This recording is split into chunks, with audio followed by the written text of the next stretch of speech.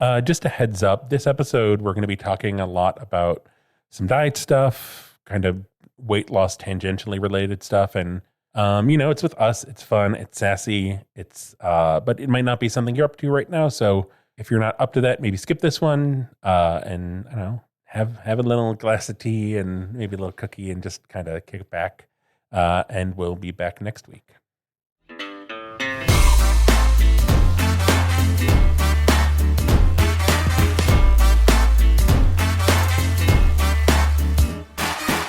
Hello and welcome to the Big Fat Gay Podcast, where we like to talk about the things that are weighing in our minds. My name is Don Marshall.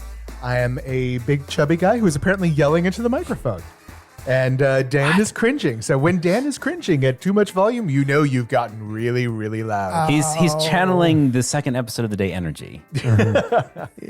Dan. Hi, it's loud. No, my name is Dan Oliverio, author, public speaker, and chubby chaser. And these are my ears. I think that's all I have to say. My ears are on. This is the second episode we're recording today, and I'm all about that. Okay, whatever that is. Dan, you're also being quite loud. Well, that's everybody needs to calm down. I'm excited because it's our second episode of the day. Hi, I'm Trevor Keyson. I'm a super chub. I am speaking at an appropriate volume, and I don't know, New Year. That's because you went to Catholic school. He sounds really quiet to me. Use the microphone. The microphone is your friend. It's a new year. It's a new episode. It's, I don't know. I've had a busy month so far, but just like, no kidding. Not even just a lot of scheduling. That is the theme of this month, is just like a lot of negotiating dates. Yeah. And I'm just looking forward to a trip later this month. Yeah.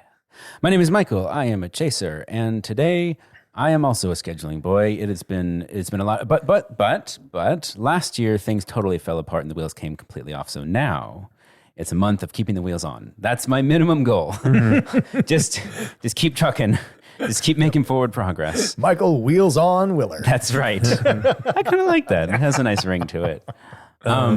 It's a very special episode because today we're going to do a little shortened, a little bit shortened. A minisode, a little snack baby. Episode. It's a little baby, like you're feeling like you just want an appetizer today. Yeah. So, so because tasty. of the aforementioned scheduling insanity, Trevor and Dan are going on a cruise. I'm going to be moving later this month. Lots of stuff in the mix. We're going to do a slightly contained episode. We have our little minisode this week that you're listening to right now. We'll have a full episode next week. And then when we're traveling, when Michael's packing and taping and strapping the other Michael to the roof to the roof of the car. Yeah. You okay up there, honey? Okay, here we go. So if it works for the Romneys. The 25th is our week off. Yes. Wednesday the 25th, we'll be taking a break, and then we'll be coming back strong after that. Hopefully, I suppose it depends on how the cruise and the move go. But yeah, so today, we have, thank you again to our listeners, our patrons. We got stuff on Patreon. Keeping the lights on. We got, if you got a hankering on the 25th and you're not a patron, $5. Yeah. Get in. You get the whole archive of minisodes that we've done over the last almost year, behind the scenes, little fun tidbits and snippets. That's where also the archive, our self-care and share Zoom session that we did lives on Patreon as well. And Dan and I recorded another Chaser Chat minisode, which will be coming out this month. Probably that week, I would think. Yeah, another brandy-soaked chaser episode. Yeah, eggnog in my case. Yes. You'll find out all about Dan's eggnog. I'll leave that there. It's very good. I think something else you could check out during that time is something of Michael's that is finally out. Oh yeah. I was going to forget once again. Thank you, Trevor, for being on it. So I directed a movie. I made a movie. It's a documentary film that I made with and about the Boston Gay Men's Chorus, who I have worked for up until recently for 8 years. They have toured the world, dismantling homophobia one song at a time. And we made, my creative partner Craig and I made a documentary feature film called Music Triumphs Homophobia. And I'm really, really proud of it. It's really good. It's a hell of a ride. It has an uplifting note at the end. If you want something to feel good and inspired about, it is streaming on Amazon at this very moment. You can go find it, check it out. If you like it, leave us a good review. We're going to be doing a whole press push and everything. Yeah, so check out Michael's movie on Amazon Prime. Check out us on Patreon. And with that, we're going to be doing some bigger and funner things later this year. We're going to try and figure out a way to do more in-person event type stuff. No solid concrete plans yet, but we are not just taking. We're going to figure out a way to get back to. Yeah. Do fun things. All right. Into the episode. Yeah. Let's do it. You ready? Yes. Oh God. I was like, well, where are we going? Because we have a mailbag.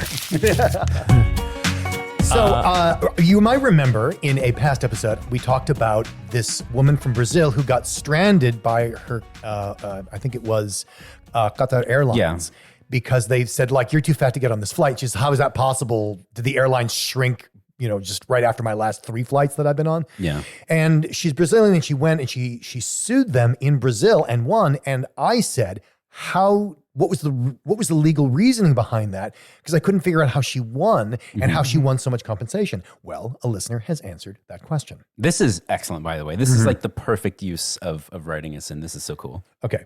So, dear BFGP team, I'm listening to your current episode, and as a public health researcher who specializes in size discrimination, I figured I'd write in to add some clarification to your most recent episode's story about the Brazilian courts siding with a fat woman who was discriminated against by Qatar Airlines.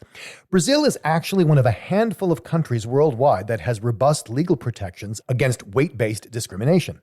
In 2015, an older law was amended to include weight under provisions protected for disabled individuals, including, for example, legally mandated priority for certain seats in public facilities and transportation, etc. Since then, various municipalities have expanded these protections to include renovating things like the capital subway system to have seats designed for larger bodies, and passing September 10th as an official holiday to promote fat rights. That's crazy. That's amazing. Fat phobia, or gordophobia, is frequently used as a justification for legal decisions regarding size discrimination. For example, in fining a famous comedian for making fatphobic comments about an individual's body. And one state, Rondônia, has legal protections guaranteeing citizens access to all places, regardless of size, and freedom from gordophobia. In many assessments, Brazil has the most advanced legal apparatus and civic awareness of size discrimination worldwide. In this light, I think this recent ruling is quite understandable and great for Brazil. Furthermore, it's wonderful to see how well elaborated protections in Brazil can still be leveraged to hold entities like Qatar Airlines accountable for their discriminatory actions. In short, go Brazil. Love the podcast and keep up the great work. That is so cool. I had no idea. Neither did I. And thank you again for writing in with that info. Yeah. That is very, very handy. And can I just agree? Go Brazil. Go freaking Brazil. Fuck, that is amazing. I have wanted to go to South America on a couple different occasions, and picking where has always been a little bit of a question. Brazil, apparently. Brazil's looking pretty good right now. Yeah. I don't know. Maybe we should go to Brazil to do an episode, or do an episode on, maybe like if we can do a live episode on September 10th. Ooh, that would be very cool. Dan, do you speak any Portuguese? No, I just You've got some time to learn. No, I just sort of look to the right and speak Spanish. It's sort of Turn your head sideways. turn my head, lean to the right and speak Spanish. Anyway, so thank you to that listener. Let's do the next thing. I thought this would be an interesting thing, but it doesn't really fit in as like pop culture, but it's not, I feel like not really enough for like a main subject. But there was this article In the takeout about words we don't want to see in 2023. Diet food terms stuff. specifically. Yeah. Yeah. Diet and wellness culture. Should we go over theirs first? Yes. Because we brought a couple of our own ideas. Yeah, I really love theirs, and they're actually better than the ones I Theirs are thought good. Yeah. Theirs are, honestly, they took all the good ones. They did. Better for you snacks. Yeah, better for you. Better for you. Yeah, but why? It's so many things, but like the food morality thing right off the bat. See, what's so brilliant about this is it's using morality, food morality, as product differentiation. Like you could eat regular potato chips, or you could eat good for you potato chips. Right. And are those different or better than the guilt-free potato chips? It's The one I find today's offensive version is of that. smart. I hate like smart popcorn. Oh, right. Because if you were yeah. smart, not like a stupid fat person, Yeah. you'd be eating this. Exactly. Like you are fat because you're dumb. Yeah. Sorry. Well, Don, it's really hard. Are they fat because they're dumb or dumb because they're fat? It's so hard. Cation, chicken or egg. I mean, it feels like they can just take any positive word Exactly. and use it as an adjective on a food. And Yeah, and that means it means less fat. Yeah. So we talked about Better For You. They also have Guilt Free, which we talked about. There's the Quarantine 15, which is making a comeback. Yeah. Is it really? It is. I've heard it a few times. I thought we again. ditched it. No, I thought we had two, and then I've heard it in my own circles from a few people. Really? And it's just this giant eye roll moment of like, really? that one has actually genuinely disappeared from everything in my experience. I'm That's very good. happy about that. That's good. 'Cause it's stupid. I don't know if it was in the article or it was in the comments. Someone pointed out it's so annoying because there's also the more obvious, the COVID-19.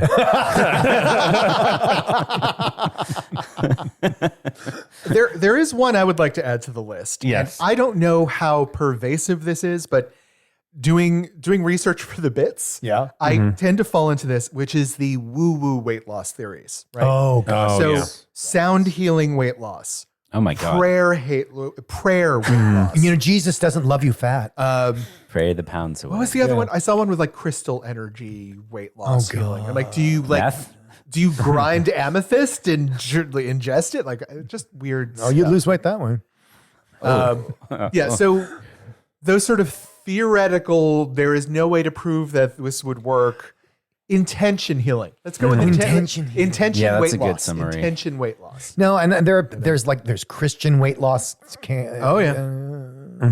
Which again implies that God loves you less if you're fat. Well, that's when I said Jesus doesn't love fat people, Yep, Don. exactly. And Well, look at him. He was shredded. Why would he? Yeah, I mean, when he does those poses with guns, you can tell. I will say, when I did go to church when I was a little kid, there were a lot of Christs out there that they could have brought some impure thoughts to some of the congregation. That's all I'm saying. It's I don't think it's so, for Catholic school gays, it's not so much Jesus, but if you ever look at any art of Saint Sebastian, Oh God, yes. Oh, tied up to the tree, Tied just up- is that why there's so much BDSM in the former Christians? and sure he has arrows in him, but he also has cum gunners. You mean he's really ripped? Yeah, well, he's that like the V, The like V always at the groin, yeah, the yeah, groin, yeah. and just like the little strip of fabric. I don't know. My first thing is just really the whole like detox cleanse Yeah. stuff and all the language around that, because it's like, I don't know, have juice, have some vegetable juice, but like there's so much weird language and just a bad vibe around anything. Well, I think the with that. important takeaway, because see, drinking too much juice is usually what people say is responsible for getting fat. Oh, look at all the juice you're drinking. All that juice has calories. But if it's part of the detox diet, then it's good for you. So what's the difference? The difference is if you like the juice, it's bad for you. If the juice gives you diarrhea, it's good for you. It's true. I read one of the current fad diets is the celery juice thing. Celery, prune. Wait a second. Why would you willingly drink celery juice? I don't understand. Because it tastes terrible, and that's why. That's what works. Okay. This is the socially acceptable version of binging via stool softeners, right? Oh, I hadn't thought of that. I was going with the whole Protestantism. Or sorry, like not binging, purging. purging with stool softeners. But that's the X-Lax diet. functionally the the same X-Lax diet thing, Yeah, right? it is. Yeah. I'm going to take a devil's advocate position on the Protestantism. no the what do you call it the cleanse diets. Oh, okay. Right. One, if you're using it as a diet, I agree. You're fucked up. It's not a diet. But I think there is a healthy way to use it for a day or 2 days it's a meditative thing, right? You're not doing it for your physical health. You're doing it as like something for yourself that you like recenter yourself. You're putting aside food or if you're using it that way for a short-term sort of healing self-examination thing for a day or two, you're good. Okay. But anything longer than that, I think it's self-damaging. I think it's a very slippery slope because I follow a lot of cooking stuff on Instagram. There's a lot of weird diet stuff that slips in there where it's just like, wholesome cooking. And it's like, oh, these are just like normal cooking videos. And then there's, one slips in. It's like, okay, well, here's the calorie count and protein thing for this. And then, a couple normal ones. And then like well, I don't let myself eat carrots because they have too many carbs. Oh my God. Oh yeah, that's And not what I'm talking about. No, but I think that's one of those things where it's like, that is a very rare thing, because I think that quickly becomes. Well, we have 2,000 years or more, actually a lot more, from, I'm going to say mostly the Abrahamic religions, of equating diet and morality. Yes. Of suffering for one's virtue, of cleansing, there are feast days, but they usually come after famine periods. Oh yeah. Or famine, in the case of like a Christmas feast is like of winter or whatever. But it's basically this idea that you had to go through this hell so that you would be a better human being. Yeah. And I think that cleanse diets and fasting are all sort of part of this, suffering creates, there's a lot of suffering that just gets you out of your head because you're suffering. Like the lightheadedness you get from fasting or from a juice cleanse. But, there is this long tradition of that. And, if there are people out there who believe in that, that's great. But I think it's a missing to not say that. I think that's what I come back to when I'm talking about like my version of that, like, a day or two of like, I wouldn't even say a juice diet. For me, it would just be like water, teas, and if I want juice. But I'm not going to be cramming juice during that time period.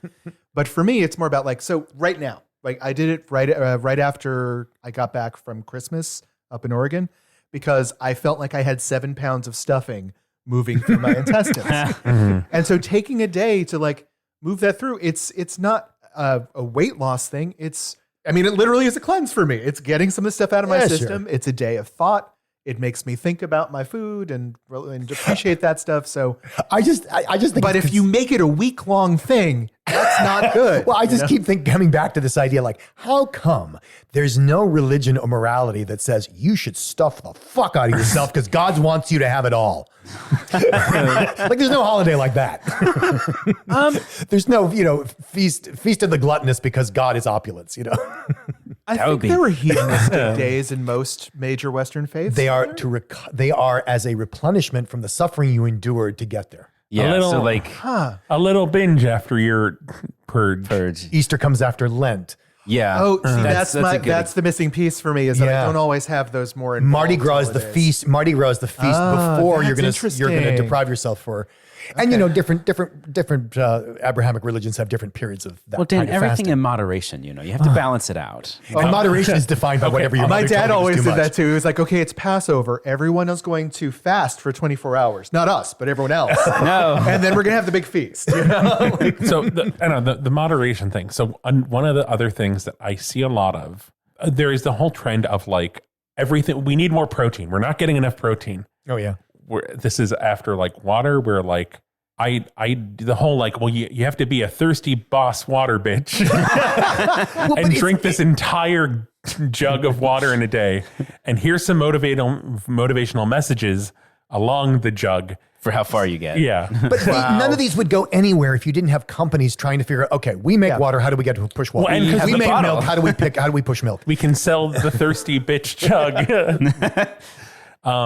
But so now it's like protein, and it's these weird like protein snacks where it's like, well, I want a cosmic brownie, so I take this protein powder and a banana, and like it's all this like fake things. Like, I don't know, protein powder is fine, but when you're mixing like 6 different forms of like protein powder and like making it into a paste, so you can have and make sure you do it a week in advance so that you can prep your meals. Well, Meal prep is. What really got me with this was it was a woman who made. She's like, well, I used to love, the little Cinnabon bites, so I made protein Cinnabon bites, and it was these globs that were just like wet and just sticky in the worst possible way. Slimy. Where it's like it's not holding together because it's so. It's sort of like doughy. a treat for somebody who's forgotten what the concept of food is. Yeah, and like the whole point of Cinnabon making Cinnabites is for like if you don't want to indulge in a whole Cinnabon, you just want a little treat. You can just get one little like I don't know thumb-sized Cinnabon and to have it. Like they have thought about this. If you don't want the need whole to thing. make a fake version of it out of different pastes. I mean, okay. Yes. I am not going to be well liked for this.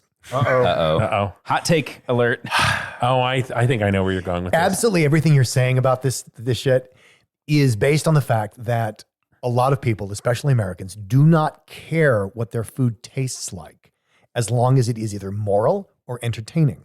And all these arguments that we make for, oh, well, yeah, it's a Cinnabon, but it has 16 grams of protein and tastes nothing like Cinnabons, but it's the healthy Cinnabon labeled alternative. That's how they got you to eat McDonald's. Nobody would eat McDonald's in the wild. You had to be marketed McDonald's. You had to be like, or as Trevor says, McDonald's doesn't taste like anything except McDonald's. No, and it's like, if I want a burger, I don't go to McDonald's. If I want McDonald's, I go to McDonald's. That is saying- 100% accurate. But the same distancing from our food that happens that lets people like McDonald's also likes people enjoy a high protein fake Cinnabon. It's hard because I don't know. People do what you want. Have your protein Cinnabite that just looks like it has a very unpleasant, unwholesome texture. But there's diet as in like I can only eat certain foods. Like I have a friend who has an autoimmune disorder and she has, a lot of restrictions on what she can eat. So she is like looking for recipes that fit to that. But then I think there is a way where that just goes, I don't know, wrong, where it's like, it becomes this is moral. health, but also it's like, this is healthier. This is better for me. Like the whole gluten-free rage. Yeah. There are not that many people with celiac disease. I mean, I don't have celiac, but gluten makes me sick. Yeah, but hold on. So in going through stuff yesterday, I saw, this is a real recipe I saw. Vegan, gluten-free, dairy-free, sugar-free, salted caramel cookies. That's a fear recipe. How? That's a fear recipe. What's in it? How? It was dates and peanut butter and there was salt in it. Oh, that's based on the whole thing. Have you seen this? Like where you take a date, it's the whole like it tastes like a Snickers, and people take a date, they cut it in half, you put a walnut inside, and then you close it, and then you put peanut butter on top of that. You dip it in chocolate and freeze it, and supposedly tastes exactly like. But see, here's my problem. When did a processed candy from a mega corporation become the standard for what food should taste like? That pisses me off so much. I think you're not asking the question, do I like it? You're asking the question, does it taste like a Snickers? Because I know I like Snickers because they told me I should like Snickers. I do kind of agree. I agree with that in that like that sounds like a lovely snack. Yeah, that's but fine. I think to kind of like But to me, get in this mindset of like, well, I want a Snickers, but I can't have a Yeah, that Snickers, so drives I me I need to manufacture something That makes sense. out of a nut, and coconut oil, and I can have a little salt because I haven't had any carrots. Well, I mean, what you said earlier, Trevor, like, McDonald's tastes like McDonald's. Yeah. And so like, look, if you came to the conclusion that you like the taste of McDonald's, then you should have McDonald's. You shouldn't try to fake McDonald's because, you're not going to. But our tastes have been mutated so much by the horribly. access to these things. Horribly. Like I told Michael about this. Michael has a cupcake bakery 10 feet from his apartment that makes cupcakes with a European. The owners are from Ukraine. And so they use this European recipe with like half the sugar that you usually get in it. It tastes like cake. Like that's the cake I want. Like it tastes so good. And then when I go back to get these sort of like super sugary cakes, that doesn't taste like cake to me anymore. It tastes like something else. We have a friend who's a chaser from Minnesota, and we were at this at a restaurant in Italy, which is the restaurant is called Italy. Italy. Yeah. And it was a cream puff dessert, and it was sweet and it was lovely and it was very well made. Perfectly normal Italian dessert. Yeah, and it was sweet, but it was not like killer sweet. It was dessert, a European dessert. So it was like a little sweet. And he's like, oh no, this is like savory. He's like, this is not sweet at all. And the thing is, I know, because I know his taste, and also like I know like Midwestern desserts, the bars. I was thinking it's the 7-layer magic bar, which is like 8 kinds of sugar. Yeah. And it's like, Well, you got to get all 8 to have a well-rounded recipe, Dan. That's right. No, because to him, it's like unless his teeth are vibrating, it's not sweet enough. The most confusing trying to make things taste like other things that happens to me is when you go for a more high-end like dessert or treat, and they are trying to make it taste like a lower end treat, like a Snickers bar or a Kit Kat. Because like I like people are going to call me a basic bitch for this. I like Cheesecake Factory cheesecake, right? I think they do a very good job with it. It's very tasty. Yeah. But then I go there and it's like flavor of the month is a Kit Kat cheesecake or a Snickers cheesecake. that's the thing. Yep. And I'm like, I'm here for a higher end dessert. I want your cheesecake. That's my Factory test. dessert. That's my test. If the flavor is actually a product, that's not a flavor. You've just that's just a marketing machine at work. But I think it's also When you like, get birthday cake flavored cake, that's stupid. but okay, but hold on. So birthday cake is because the birthday cake thing started because I think it was trying to recreate the Fake vanilla. Pillsbury funfetti Yeah. cake with the funfetti frosting, which is a very manufactured thing, but it is not a flavor. They are trying to get you to tap into that memory. I think you're both of- right. Like Dan's right, but also Trevor is right in that doesn't. There's no other way to say that. No, Because they no, can't my- say no, Michael you're is right. correct Yeah. that both of you are correct. Yes. No, my argument is you it think I'm shouldn't. correct? I think you're right, Don. My argument is it shouldn't exist because you should be tasting the food, not being a marketing shill for like, oh, it tastes like that product that I've been sold before. No, but that's not the point. The point is that there is no other way to. It's like saying, I agree. Like somebody Yes. invents a new flavor.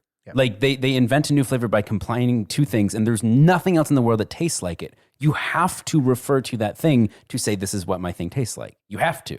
There's no other way to define it. Well, and if no. Let me interrupt with that because I get what you're saying and you're right, but it becomes a shorthand for like you could call it almond joy or you could call it chocolate and coconut exactly. with almond. No, but my point is there is no other way to describe this flavor that Trevor's Because it Oh, doesn't yeah. exist because it's been made artificially. It does not. It is not. but it's also- We're going through that right now with that's Ruby the point. chocolate. Like Ruby chocolate is an example of what you're talking about right now. It's a new flavor that we cannot identify in any other form, but the brand name Ruby chocolate with what it was came out Well, with. but it's called Right, Ruby that's- chocolate not because of the Ruby Corporation got mixed up in the Chocolate Corporation. It's because it's a different source of cacao But Dan, bean. you understand that birthday cake is not a brand, right? I understand that birthday well, no, cake it's is birthday cake because they can't use the brand. exactly Sure, but Yeah. the point is like whatever. This is getting very circular. We all have expressed our opinions. Let's move the fuck on. Yeah. I also had one that I wanted to bring up. Last year Google came out with the Pixel Watch, which has been very anticipated, and I wanted to get it. And the big turnoff for me was the big selling point of that fucking watch is the Fitbit integration. Oh, of course. And the only reason to really get the damn thing is how integrated it is with the Fitbit world that requires a subscription and you had to get all of the benefits out of it. And I don't want any of that shit. I don't want it. If you wanted that, you'd have an Apple Watch. Well, if I wanted that, I'd have a fucking Fitbit. They make those already. No, but yeah, There's a thing. I'm joking that the Apple Watch has done that for No, a all while. smartwatches do. All smartwatches do. I'm expressing, it's like what Trevor was saying, it's the ubiquity of healthism. It's like, Yes. you cannot get a fucking watch. I just want a watch that integrates with my smartphone so that I can do cool smartphone things on my watch. I'll be honest, like they're adding that app for like $20 per unit. So they don't care. It's super easy. It's just something they're going to tag on because it exists and someone might want it. No. The integration, the degree to which they have put all of these like sensors, they have oxygen sensors, they have your heart rate, they have your blood pressure, they have all of these sensors built in that you can't turn off. Oh, you can't turn them off. No, Oh. you can opt out of the app. You don't have to use the app, but it is intrinsic to how the UI of a Pixel Watch has the Fitbit built into it. I read a book once upon a time that was set in feudal China. I think it was Pearl Buck's The Good Earth. Oh, yeah. Right? And they go into the Chinese medical system from that time period where the doctor's job was to pay you when you were sick and you paid the doctor when you were well. Ooh, I like that. So the doctor basically became built-in health insurance for a town where like as long as he kept you healthy, you gave him Oh. money. And as soon as you got sick, he had to support you. I like this. Yeah, that would never happen. Well, there's Not also in a the US. but there's also a sinister side because the only way that would happen in a westernized country is for healthism to invade that. Well, and like to be a non-productive member of Chinese society in that time period was absolute Well, shame, that's Confucianism. you know, Yeah, so- that's Confucianism. Yeah. I think we should make the fat bit. Besides Don's bit? You have 200 more calories to go. I mean, I think that might be a good segue, Don. Yeah, What's let's get to the bit. We've stretched this out long enough. What's our fat bit? Well, I wrote this about 4 days ago in the middle of the night, and I can't remember what I wrote. So we're all going to find out what our bit is today. I love a dark ride. It's apparently about diets. So let's find out. In the very first episode of the Big Fat Gay Podcast, we talked about the swamp diet. We did. In the late 1700s, Thomas Short observed that he saw more fat people living near swamps, and so advised in his book, The Causes and Effects of Corpulence, which you can read in its first edition printing online, by the way. Wow. It's like 80 pages long, and it's in that old-timey colonial printing where it's like that is either an F or an S. I can't tell which. So he wrote that in order to lose weight, fat people should move away from swamps. Okay. Strangely, That's the plot of Shrek. So strangely, nearly 300 years later, the American Centers for Disease Control has actually confirmed one of Thomas Short's observations. What, in fact, did the swamp diet get right? Okay. 1, several types of widely consumed swamp vegetables have an enzyme that stimulate appetite. 2, meat from swamp-dwelling animals actually has a type of fat that humans find difficult to digest. 3, the methods used to gather food in swamps requires less calories than other environments, making for fatter hunter-gatherers. Or 4, it's just plain easier to find fat people outside of cities. I kind of like the last one. I'm almost thinking the last one because I feel like the first two don't make sense, and the third I feel like it would be the opposite because I feel like a swamp is swampy, and therefore it's harder to like get stuff because you got to dig through muck, and I'm just imagining a lot of like Hard, difficult footsteps. Yeah. Through. Okay. Well, thank you. And anything, I also have an inherent disgust and suspicion of anything is like, well, this lifestyle burns fewer calories. Look, if there's one thing we know by looking at worldwide populations, the little tiny Indian shopkeeper who goes nowhere and takes 10 steps a day is also rail thin. And the guy who's like working out logging in the Indian forest is like big and beefy and 30% body fat. So which ones are you guys going for? I'm going for the Last one. Yeah. I'm going for the last More one. fat Cities. people outside of cities. Yeah. You too? yeah. All right, you are correct. Aha. It's just plain easier to find fat people outside of cities. According to the CDC, there is a very strong correlation Yeah. of this. That is not to say that living near a swamp causes you to be fat. No. There's no evidence of that, but it does in fact seem to be the case. No, Basically, observation the was first thing he observed was accurate, and everything else following was Yeah. complete. No, it's the correlation that, living in cities, you're exposed to more fat phobic, son of a bitches. right. In the early 1800s, Reverend Sylvester Graham believed that while food contributed to making us fat, it was only one factor. Certain types of food also encouraged other undesirable behavior, which also contributed to our growing waistline. What else did the esteemed Reverend believe sugar, refined flour, and spices cause? 1, gambling. 2, sex. 3, alcoholism. Or 4, disrespect for one's elders. Sex. I was thinking sex, but I feel like it could also be 4, but I'm pretty sure it's sex. Oh, wait, trick question, all of the above? That's always a legit answer. But that would have been a choice if it were a choice. No, he's done that before.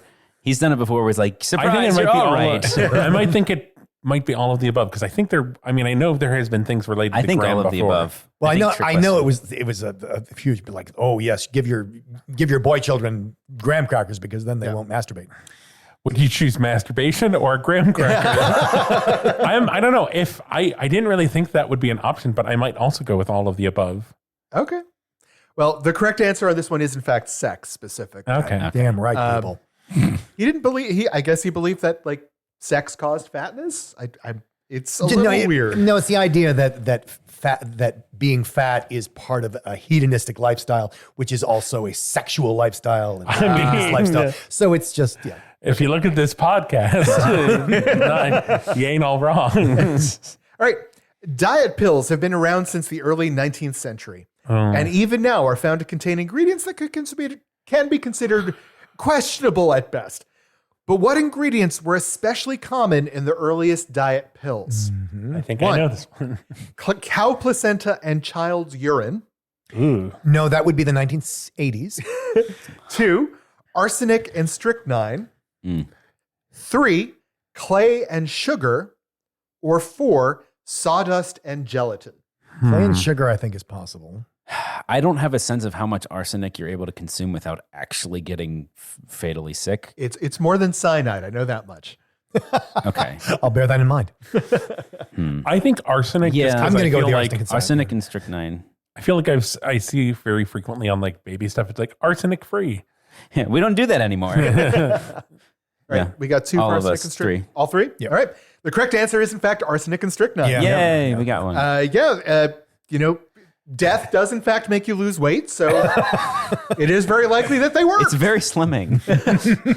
But all of these are actually variations. All of the pills I came up with are variations on different things that have been used and are still being used for weight loss. I remember The clay diet is apparently something still being used. No, I wasn't joking about the 1980s and colostrum and things like that. You know, Trimspa baby. Who was the Trimspa baby? Was that I don't know what you're talking about. I don't know what the that is. Trimspa? I think it was what's her face? it was you, honey.